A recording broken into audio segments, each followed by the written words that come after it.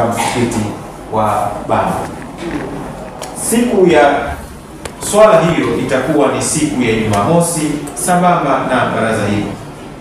Siku hiyo viongozi mbalimbali na wananchi tutajumuika kuhakikisha kwamba tunaswali pamoja na baadaye kupata maelekezo ya serikali kuhusu baraza la Idi. Wananchi, kando na swala na baraza la Idi, tuna utamaduni wa kusherehekea sikukuu hizi katika maeneo mbalimbali, na sisi katika mkoa wa Kusini Unguja tumepanga viwanja vya kusherehekea watoto zaidi ya 20 katika mkoa wetu, vikiwepo wilaya ya Kati viwanja 13 na wilaya ya Kusini zaidi ya viwanja 12.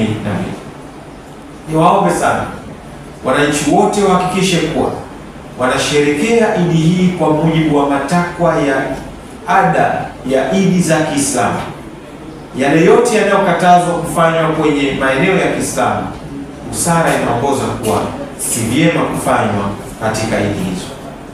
Lakini vile vile niwaombe wazazi na walezi wawe makini kufuatilia mienendo za watoto wao ili kuhakikisha kwamba usalama wa watoto hao wakiwa katika shamra za Eid al-Adha unaendelea kuzingatiwa.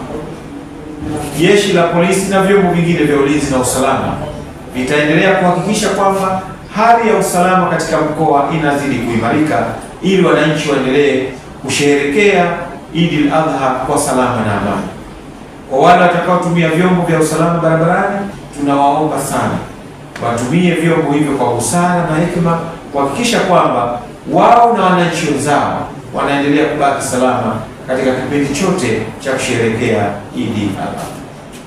Baada ya kusema hayo, niwashukuru sana Waislamu na wananchi wote wa mkoa wa Kusini Unguja na Zanzibar kwa ujumla kwa kusherehekea kwa maandalizi ya kusherehekea Eid al-Adha itakayofanyika hapa katika mkoa wa Kusini Unguja kitaifa mwaka 2025 siku ya tarehe 7 mwezi wa 6.